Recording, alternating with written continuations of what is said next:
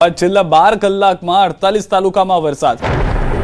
રાજ્યમાં pre monsoon એક્ટિવિટીની શરૂઆત થઈ ગઈ છે. મધ્ય ગુજરાતમાં મેઘરાજાની પ્રથમ ઇનિંગ શરૂ થઈ. પ્રથમ ઇનિંગમાં જ છોટાઉદેપુર, પંચમહાલ, દાહોદ અને ખેડા સહિતના જિલ્લાઓને પાણી કર્યા.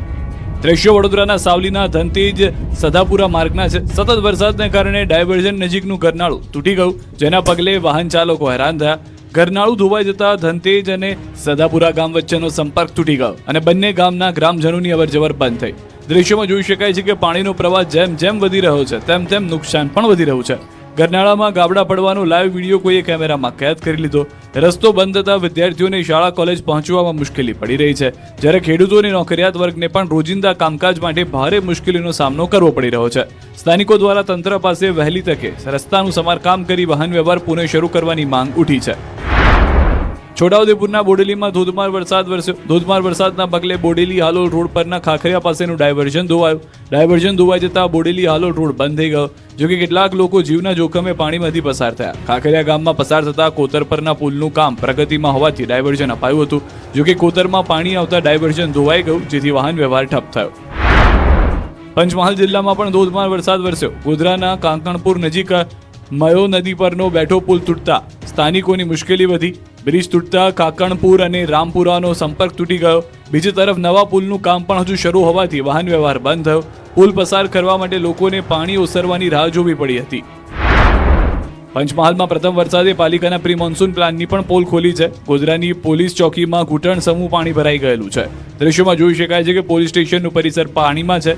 ગોધરામાં રાતથી સવાર સુધીમાં કુલ 3 ઇંચ વરસાદ નોંધાયો છે. 3 ઇંચ વરસાદમાં નીચાણવાળા વિસ્તારોની આવી હાલત જોવા મળી રહી છે. પંચમહાલમાં સિઝનનો પ્રથમ વરસાદમાં જ વાવણી લાયક વરસાદ વરસતા ખેડૂતોમાં ખુશીનો માહોલ છે. રાત્રે શરૂ થયેલો ઝરમર વરસાદ સવાર સુધી ચાલુ રહ્યો. અલગ અલગ વિસ્તારોમાં વરસાદે જમાવટ કરી, જેના પગલે ખેતરો પાણી થયા. ખેડૂતોને આશા છે કે વરસાદ હવે તો વરસતો રહેશે અને તેઓ વાવણી કરી શકશે. છોટાઉદેપુરના બોડેલીમાં પણ વરસાદ વરસ્યો. ચાચક, ઢોકલિયા, જાખરપુરા, માંકની, જબુગામ, કકરોલિયા સહિતના તમામ વિસ્તારોમાં મેઘરાજાની એન્ટ્રી થઈ. ખેતીલાયક વરસાદથી ખેડૂતોમાં ખુશીનો માહોલ છે. બીજી તરફ વાતાવરણમાં પણ ઠંડક પ્રસરી છે. દાહોદ જિલ્લામાં પણ મેઘરાજાએ જમાવટ કરી છે. લીંબડી, લીમખેડા, જાલોદ, દાહોદ, ફતેપુરા, સંજેલી, ગરબાડા અને દેવગઢ બારિયા સહિતના વિસ્તારોમાં સારો વરસાદ નોંધાયો. વરસાદના આગમનથી ખેડૂતોમાં ખુશીનો માહોલ જોવા મળી રહ્યો છે અને ખેતીની કામગીરીને વેગ મળશે તેવી આશા વ્યક્ત કરવામાં આવી રહી છે. દાહોદમાં દિલ્હી મુંબઈ કોરિડોર નજીકના ગામોમાં વરસાદ વરસ્યો. પ્રથમ વરસાદમાં જ ખેતરો અને ઘરોમાં પાણી ભરાયા. ખેતરો અને રહેણાંક વિસ્તારમાં વરસાદી પાણી ભરાતા સ્થાનિકોને મુશ્કેલી વેઠવી પડી. પાણીના નિકાલની યોગ્ય વ્યવસ્થા ન હોવાને કારણે લોકોમાં ભારે રોષ જોવા મળી રહ્યો છે. સ્થાનિકોનો આક્ષેપ છે કે અગાઉ અનેક રજૂઆતો અને આંદોલનો છતાં સમસ્યાનો કાયમી ઉકેલ આવ્યો નથી. ખેડા જિલ્લાના ગળતેશ્વર તાલુકામાં પણ વરસાદી માહોલ સર્જાયો. સિવલિયા, માલવણ, થર્મલ સહિતના ગ્રામ્ય વિસ્તારોમાં વરસાદ વરસતા નીચાણવાળા વિસ્તારોમાં પાણી ભરાયા, જ્યારે ફાગવેલ તાલુકામાં પણ 1 ઇંચ વરસાદ નોંધાયો છે. સૌરાષ્ટ્રમાં પણ જામ્યો છે વરસાદી માહોલ. ખુશનુમા બન્યું છે વાતાવરણ. સૌરાષ્ટ્રના જિલ્લાઓમાં પણ મેઘરાજાની એન્ટ્રી થઈ છે. અમરેલી અને ગીર સોમનાથમાં ધીમી ધારે વરસાદ વરસ્યો. અમરેલીના ખાંભા ગીરના દુધવાણા સહિતના ગામોમાં વરસાદ વરસ્યો. ગામની શેરીઓમાં વરસાદી પાણી વહેતા થયા. ભાણિયા અને આસપાસના ગામોમાં પણ વરસાદનું આગમન થયું. અસહ્ય ગરમી બાદ વરસાદ પડતા વાતાવરણમાં ઠંડક પ્રસરી છે. આ તરફ સાવરકુંડલા પંથકમાં પણ વરસાદની એન્ટ્રી થઈ છે. બાજડા અને ખડસલી ગામે ધોધમાર વરસાદ વરસ્યો. દજડી, રામગઢ અને જાબાળ સહિતના ગામોમાં પણ વરસાદની જમાવટ જોવા મળી. ભારે બફારા બાદ પડેલા વરસાદથી લોકોમાં રાહત જોવા મળી રહી છે. ખેડૂતોમાં પણ વરસાદને લઈને ખુશીનો માહોલ છે. જ્યારે ગીર સોમનાથના સૂત્રાપાડામાં પણ વરસાદી માહોલ જોવા મળ્યો. પ્રાચી, મોબતપરા અને ટીંબડીમાં વરસાદ વરસ્યો. આકાશમાં કાળા ડિબાંગ વાદળો છવાયા બાદ મેઘરાજાની એન્ટ્રી થઈ છે. વહેલી સવારથી વરસાદી ઝાપટા પડતા ગરમીમાંથી રાહત મળી છે. વિસ્તારમાં ઠંડક પ્રસરી અને વાતાવરણ ખુશનુમા બન્યું છે. અમરેલીના લાઠી શહેર તેમજ ગ્રામ્ય વિસ્તારોમાં ધોધમાર વરસાદ. લાઠી, ચાવડ, વીરપુર, કરકોલિયા સહિતના વિસ્તારોમાં ધોધમાર વરસાદ. અસહ્ય ગરમી અને ભારે બફારા બાદ વરસાદથી લોકોને રાહત મળી છે. વરસાદના આગમન સાથે સમગ્ર પંથકમાં ઠંડક પ્રસરી ગઈ છે. વરસતા વરસાદમાં ખેડૂતો અને નગરજનોમાં આનંદની લાગણી પણ જોવા મળી રહી છે. ભાવનગર શહેરમાં મેઘરાજાની ધમાકેદાર એન્ટ્રી. અસહ્ય બફારા અને ગરમી બાદ શહેરમાં ધોધમાર વરસાદ. શહેરના કાળિયાબીડ, વાઘાવાડી રોડ, ઘોઘા સર્કલ, સુભાષનગર સહિત અનેક વિસ્તારોમાં વરસાદ તો વાહન ચાલકોને લાઇટ શરૂ કરવાની ફરજ પડી હતી. વરસાદથી શહેરીજનોએ અસહ્ય ગરમીથી રાહત મેળવી છે. બપોરના સમયે રાત્રિ જેવો માહોલ થઈ ગયો હતો. વરસાદ થવાને કારણે વિઝિબિલિટીમાં પણ ઘટાડો જોવા મળી રહ્યો છે. તો પહેલા વરસાદમાં જ તંત્રની પોલ પણ ખુલી ગઈ છે. અલગ અલગ વિસ્તારોમાં પાણી ભરાવાની શરૂઆત થઈ ગઈ છે. પ્રથમ વરસાદ સાથે જ અનેક શહેરોમાં તંત્રની તૈયારીઓના દાવાઓ પર પ્રશ્ન ઉભા થયા. પ્રથમ વરસાદમાં જ ઠેર ઠેર પાણી ભરાવાની સમસ્યા સર્જાઈ. મધ્ય ગુજરાત, દક્ષિણ ગુજરાતથી પ્રથમ વરસાદના મુશ્કેલીના દ્રશ્યો સામે આવ્યા છે. વિરમગામમાં મોડી રાત્રે પડેલા વરસાદ બાદ અનેક વિસ્તારોમાં પાણી ભરાઈ ગયા. રસ્તાઓ પર પાણી ભરાતા વાહન ચાલકોને ભારે હાલાકીનો સામનો કરવો પડ્યો. ગાંધીનગર જિલ્લાના કલોલમાં પણ સામાન્ય વરસાદી વિકાસના દાવાની પોલ ખોલી. પંચવટી વિસ્તારની અનેક સોસાયટીમાં ગેટ સુધી વરસાદી પાણી પહોંચી ગયા હતા. હનુમાન મંદિર, ભીમનાથ ડુપ્લેક્સ, ગ્રીન વેલી અને ગ્રીન સિટી જેવી સોસાયટીઓમાં પાણી ભરાવાની સમસ્યા સર્જાતા સ્થાનિક રહીશોને મુશ્કેલીનો સામનો કરવો પડ્યો. મહેસાણાના કડીમાં માત્ર 1 ઇંચ વરસાદમાં જ અંડરપાસ પાણીમાં ગરકાવ થઈ ગયો. પહેલા વરસાદમાં જ અંડરપાસમાં પાણી ભરાઈ જતા વાહન ચાલકો મુશ્કેલીમાં મુકાયા. હજુ આખું ચોમાસું બાકી છે ત્યારે ફરી એકવાર પાણી ભરાવાની જૂની સમસ્યા સામે આવી છે.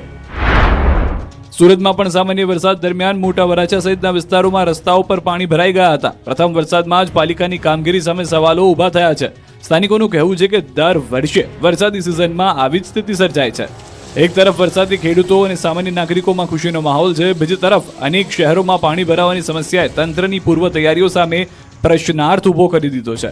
આગામી દિવસોમાં રાજ્યમાં વરસાદી માહોલ વધુ સક્રિય બનવાની શક્યતા વચ્ચે લોકો અને તંત્ર બંને માટે સાવચેતી જરૂરી બની છે. ચોમાસાની જોવી પડશે રાહ. 24 જૂન બાદ ચોમાસું ખંખેરી શકે આળસ. ચોમાસાની રાહ જોઈ રહેલા ગુજરાત માટે હવામાન વિભાગે મહત્વના સંકેતો આપ્યા છે. હજુ આગામી 5 થી 6 દિવસ સુધી ચોમાસું સંપૂર્ણ રીતે સક્રિય થવાની શક્યતા ઓછી છે. હાલ ચોમાસું મહારાષ્ટ્રના સાઉથ વિસ્તારમાં સ્થિર થયું છે. વિભાગ મુજબ 24 જૂન સુધી ચોમાસું મૂડમાં આવી શકે તેમ નથી. હાલ ચોમાસાના પવનો નબળા છે. બંગાળની ખાડીમાં અનુકૂળ પવનોનો અભાવ છે. અરબ સાગરમાં પણ સાનુકૂળ સ્થિતિ જોવા મળતી નથી. अभी जो मानसून का स्थिति महाराष्ट्र के ऊपर बने हुए 8 जून से वही स्थिति बनी. હવામાન વિભાગે રાજ્યના કેટલાક વિસ્તારોમાં ગાજવીજ સાથે વરસાદની આગાહી કરી છે. હવામાન વિભાગ મુજબ અપર એર સાયક્લોનિક સર્ક્યુલેશન અને ટ્રફની અસર જોવા મળી રહી છે. આ સિસ્ટમના કારણે રાજ્યમાં વરસાદી સ્થિતિ સર્જાઈ શકે છે. આગામી કલાકોમાં કેટલાક વિસ્તારોમાં વરસાદી ઝાપટા પડવાની શક્યતા છે. મહીસાગર, દાહોદ, છોટાઉદેપુર, પંચમહાલ અને ખેડા જિલ્લામાં વરસાદી માહોલ જોવા મળી શકે છે. આ વિસ્તારોમાં ગાજવીજ સાથે વરસાદ પડવાની શક્યતા વ્યક્ત કરવામાં આવી છે. સાથે જ ભારે પવન અને વીજળી પડવાની સંભાવના પણ હવામાન વિભાગે દર્શાવી છે.